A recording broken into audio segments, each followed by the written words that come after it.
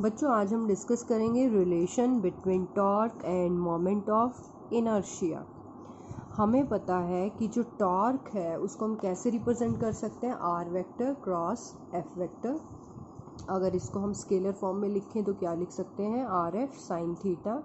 अगर आर और एफ दोनों वेक्टर्स एक दूसरे के परपेंडिकुलर हैं तो क्या होगा, थीटा की वैल्यू हो जाएगी 90 डिग्री और साइन 90 कितना होता है, 1 के इक्वल। तो टॉर्क की वैल्यू आ गई आर इंटू एफ। लेकिन हमें पता है कि एफ किसके इक्वल होता है, एम इंटू ए। वैल्यू पुट कर दो तो टॉर्क क्या हो जाएगा, आर एम इंटू ए किसके इक्वल होता है, आर इंटू एल्फा। ये सभी वैल्यूज़ आप पुट करते रहो तो टॉर्क की लास्ट वैल्यू क्या आ जाएगी, एम आर स्क्वायर एल्फा। लेकिन एम आर स्क्वायर को तो हम आई कहते हैं, इसका मतलब यहाँ पर टॉर्क की वैल्यू क्या आ जाएगी, I into alpha. Moment of inertia को अगर एंगुलर एक्सेलरेशन से मल्टीप्लाई कर दोगे तो हमें मिल जाएगा टॉर्क।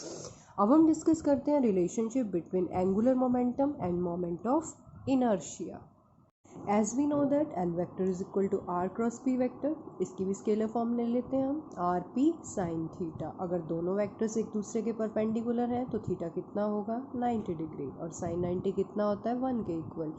तो यहाँ पर साइन 90 की वैल्यू भी 1 पुट कर दो तो हमारे पास क्या आ जाएगा, l is equal to r into p. लेकिन पी किसके इक्वल होता है, m into v. Value put कर दी, वी किसके इक्वल होता है, आर इंटू ओमेगा।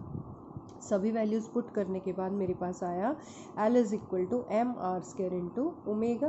लेकिन एम आर स्क्वायर को तो हम आई कहते हैं, इसका मतलब एल की वैल्यू क्या आ जाएगी, I into omega, moment of inertia into angular velocity.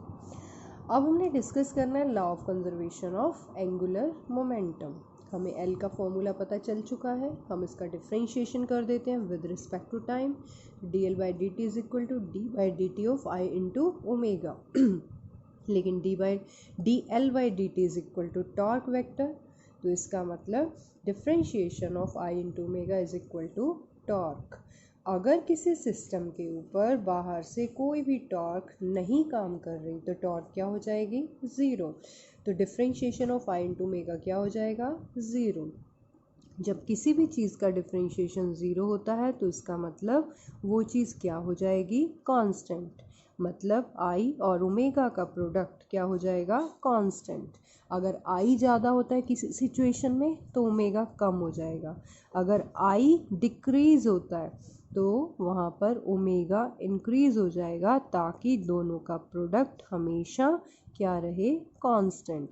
इसी को हम क्या कहते हैं, law of conservation of angular momentum.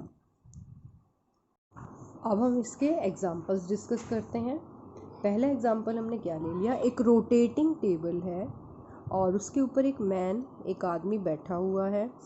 अगर वो अपनी आर्म्स को बाहर की तरफ स्ट्रेच करता है तो क्या होगा, आई की वैल्यू बढ़ जाएगी। आई बढ़ने से ओमेगा क्या होगा, डिक्रीज़ हो जाएगा। अगर वो अपनी आर्म्स को अंदर की तरफ स्ट्रेच करता है, चेस्ट की तरफ लेके जाता है तो क्या होगा, आई की वैल्यू डिक्रीज़ हो जाएगी। आई की वैल्यू डिक्रीज़ होने से ओमेगा क्या होगा, बढ़ जाएगा। इसका मतलब फर्स्ट सिचुएशन में आई 1 है, ओमेगा 1 है।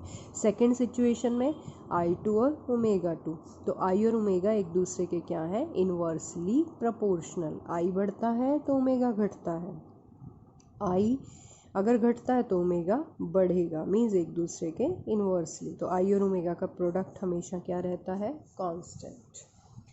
सेकेंड एग्जाम्पल है, जब भी कोई प्लैनेट सन के चारों तरफ इलिप्टिकल ऑर्बिट में रिवॉल्व करता है तो जैसे जैसे वो सन के नज़दीक आता है उसकी स्पीड बढ़ जाती है। अब सोचो, जब कोई प्लैनेट घूमते हुए सन के नज़दीक आएगा तो वहाँ आर की वैल्यू कम हो जाएगी, डिस्टेंस कम हो जाएगा। डिस्टेंस कम होने से मोमेंट ऑफ इनर्शिया घट जाएगा और मोमेंट ऑफ इनर्शिया घटने से ओमेगा की वैल्यू क्या होगी, बढ़ जाएगी।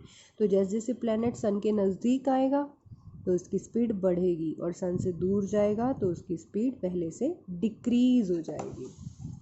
अब देखो यहाँ पर third example, ballet dancers. Ballet dancers आपने देखी होंगी, बिल्कुल स्लिम ट्रिम होती हैं और बहुत स्पीडली मूव करती हैं, रोटेट करती हैं। तो बैले डांसर अपनी स्पीड को कैसे कंट्रोल करती हैं? By using the law of conservation of angular momentum. अगर वो अपनी लेग्स और आर्म्स को बाहर की तरफ स्ट्रैच करती है तो उससे मोमेंट ऑफ इनर्शिया क्या होगा? बढ़ जाएगा। जब हम आउटवर्ड अपनी आर्म्स और लेग्स को स्ट्रैच करते हैं तो उसके कारण क्या होता है? आपके जो बॉडी के पार्टिकल्स हैं, मास पार्टिकल्स हैं, उनका सेंट्रल एक्सिस से डिस्टेंस बढ़ जाएगा। आर बढ़ेगा तो आई बढ़ेगा, आई बढ़ने से आपका ओमेगा एंगुलर स्पीड की वैल्यू क्या हो जाएगी? घट जाएगी। तो जब बैले डांसर को अपनी स्पीड बढ़ानी होती है तो वो अपनी आर्म्स और लेग्स को इनवर्ड स्ट्रैच करती है, अंदर की तरफ स्ट्रैच करती है, तो उसकी स्पीड बढ़ती है। और जब उसको अपनी स्पीड कम करनी हो, रुकना हो, तो वो अपनी हैंड्स और आर्म्स को बाहर की तरफ स्ट्रैच कर लेती है। फोर्थ एग्जाम्पल है टॉर्नेडो का। तो टॉर्नेडो को आप इस वे से समझ सकते हो जैसे हवा का भंवर बन जाता है, कई बार तूफान आ रहा होता है और हवा का भंवर बन जाता है। तो हम ये कहना चाहते हैं कि जो सेंट्रल पार्ट है भंवर का, वहाँ पर आई की वैल्यू क्या है? कम, तो वहाँ ओमेगा क्या होगा? ज़्यादा। अंदर की तरफ स्पीड क्या होती है एयर की? ज़्यादा। जैसे जैसे हम बाहर आते हैं हमारी एक्सिस से डिस्टेंस बढ़ता जाता है, आई बढ़ जाता है, आई बढ़ने से ओमेगा क्या होता है? घट जाता है। तो कोई भी टॉर्नेडो है उसके सेंटर में एयर की स्पीड ज़्यादा होती है और बाहर की तरफ एयर की स्पीड कम होती है।